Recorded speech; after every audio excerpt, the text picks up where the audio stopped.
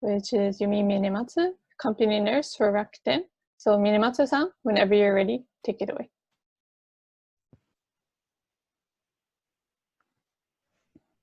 Thank you. Good morning, everyone, and thank you for inviting me this opportunity, Ashi-san. Let me introduce myself first, and I'm going to talk about the experience about yoga. I'm working as a company nurse. We call hokenshi in Japanese, and mainly taking care of the employees who have physical and mental problems.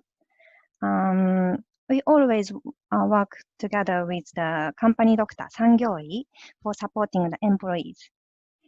And I used to do yoga before, but it was just sometimes as a hobby. The first time I joined Patanjali Yoga was last end of year. Ashi-san invited me to join yoga class that was provided in Futako Tamagawa. And he asked me to make yoga one of my daily routine. But actually, I was not enough confident whether I can do it or not. But since this coronavirus crisis, we started online morning yoga class, and I realized the difference with doing yoga and without. I feel not only body flexibility, but also more fresh and energetic of my mind before starting my work. And I think it is really hard to change our mode when we stay home, and also we have to work from home.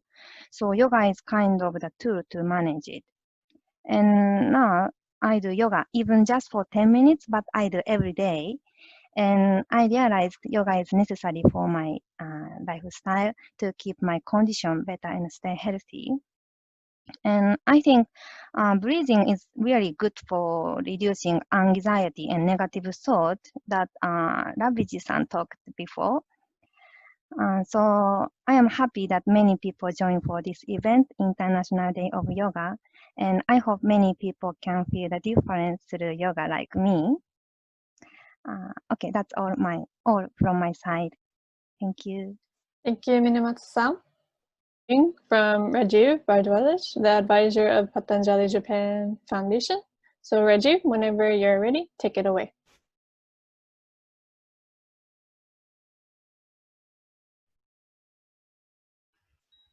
Sure. Hi, ohayou gozaimasu. Namaste. Good morning.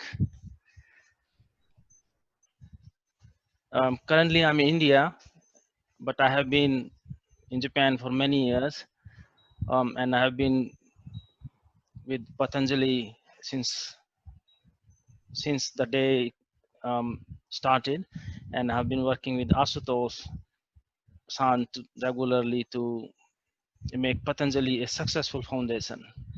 Today, I will talk about how yoga is becoming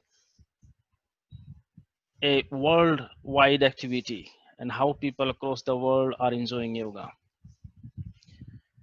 So we have 195 countries in the world. Last year alone, 180 countries participated in International Day of Yoga. That's really a big achievement.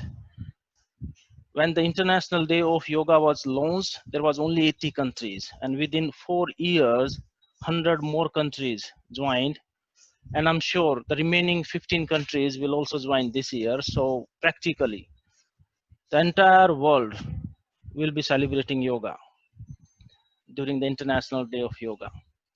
It is believed that there are around 300 million people practicing yoga either 2 times or 3 times a week, which is almost equal to the population of Indonesia.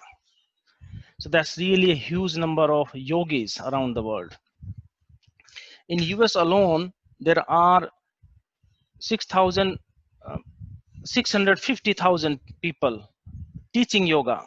And if we consider across the world, there may be around 30 to 40 million people teaching yoga every day.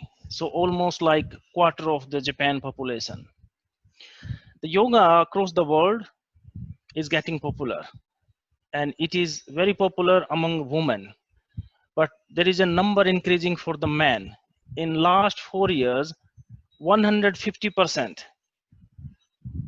of the people or of the men started joining the yoga. So there has been a sharp increase in the men started doing the yoga as well.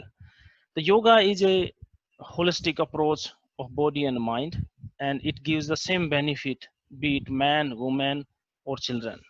So I think everyone need to practice yoga. So let's also think about why the yoga is getting so popular across the world, and why everyone is getting so connected.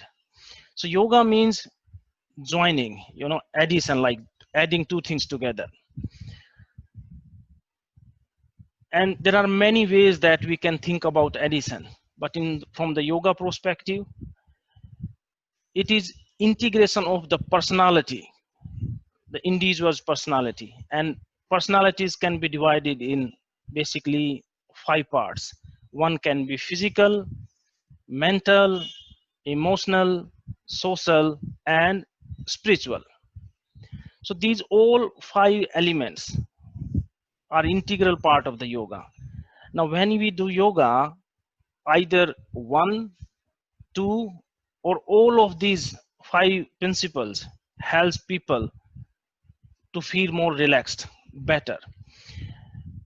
The beauty of yoga is when you do yoga, your eating habits also changes. And when your eating habit is changing, you becomes more healthy and you go less time to hospital. So across the world, this is a common pattern that everyone is following. Yoga not only helps you to look better from outside, but from the inside as well. It helps to reduce the anxiety, stress, anger, and that's what is needed in the world these days. Yoga indeed is bringing the peace across the world, and our Prime Minister Narendra Modi ji has rightly said, yoga is a solution to the terrorism.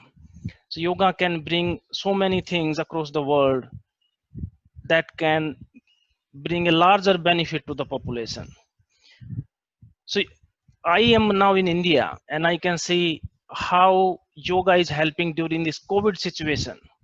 Everyone is trying to build their lungs capacity because the COVID really impacts the lungs.